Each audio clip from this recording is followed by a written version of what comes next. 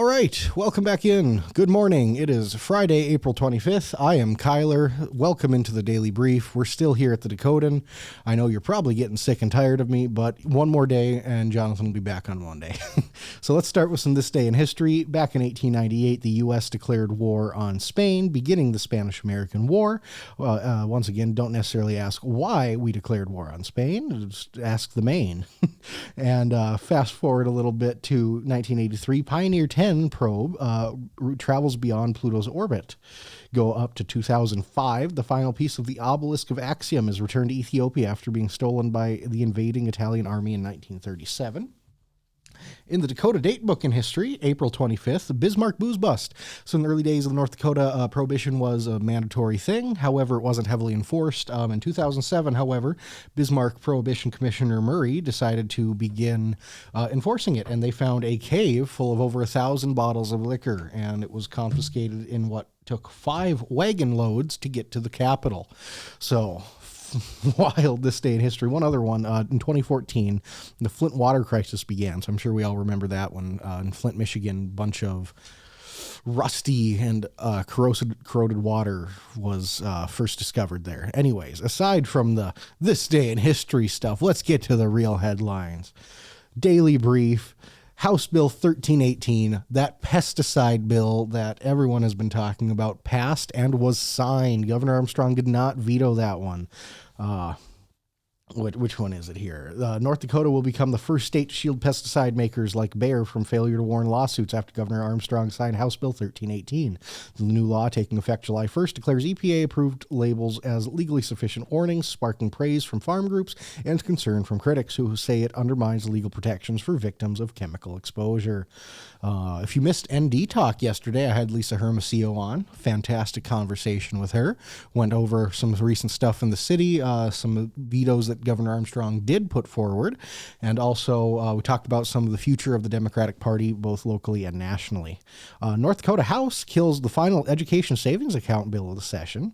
North Dakota's push for education savings accounts ended Thursday as the House rejected a sweeping $110 million school choice bill just one day after Governor Armstrong vetoed a similar narrower measure. Despite Armstrong urging lawmakers to support broader options, concerns over cost, complexity, and rural access ultimately sank the proposal, leaving no ESA bills still under consideration this session. A bill signed this week seeks to prevent health coverage delays for North Dakota patients. North Dakota has passed a new law to rein in health insurance delays caused by prior authorization, setting deadlines, mandating medical oversight of denials, and granting automatic approval if insurers don't comply. Signed by Governor Kelly Armstrong, the law aims to protect patients like Bismarck's Susan Feynman, who nearly missed spinal surgery due to insurer holdups. It will take effect next year. Another one that we wanted to say, I should have started with this probably, but Representative Jim Kasper of South Fargo has been hospitalized. Not going to return for this session, almost certainly. He was hospitalized on Wednesday. He's been in the House since 2000, and he's recovering in Bismarck. Thoughts and prayers are with him and his family. Hope everything turns out well there. Never a good thing that you like to see. The judge also, on a separate note, a judge blasts Army Corps for pipeline protest, orders $28 million in damages to North Dakota. A federal judge has ordered the U.S. government to pay North Dakota nearly $28 million in damages tied to the North Dakota access pipeline protests, ruling the Army Corps of Engineers acted negligently and fueled unrest by failing to enforce land use policies. The long-awaited decision, hailed by the state leaders as a win for taxpayers, comes years after the state sought compensation for costs incurred during the 2016-17 standoff near the Standing Rock Sioux Reservation.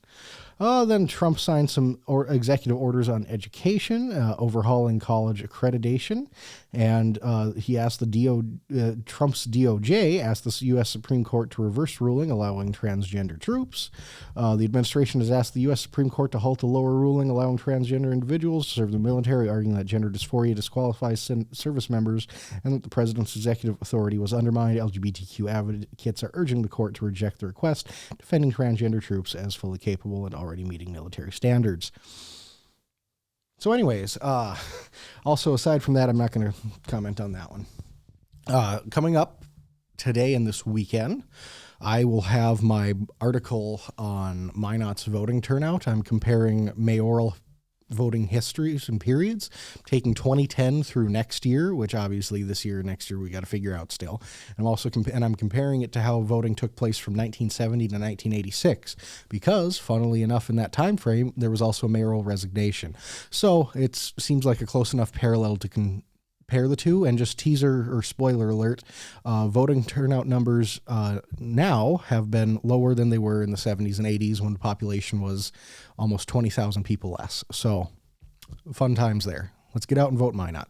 Also, tomorrow I'll have my column come out on Saturday. It'll be a history piece on Wild Bill Langer, the maverick of North Dakota, talking about his background and why he's a popular figure in North Dakota. So with that, I think that wraps up everything I have. If I'm forgetting something, well, I'm forgetting it. And as always, have a great weekend. Like, subscribe, comment, hit the bell for notifications. Follow us on Facebook and Twitter. We tweet stuff. Follow us on Instagram. I guess we technically have one. I can't log into it. I don't know how. But as always, you guys have a great weekend, and thanks so much for stopping by.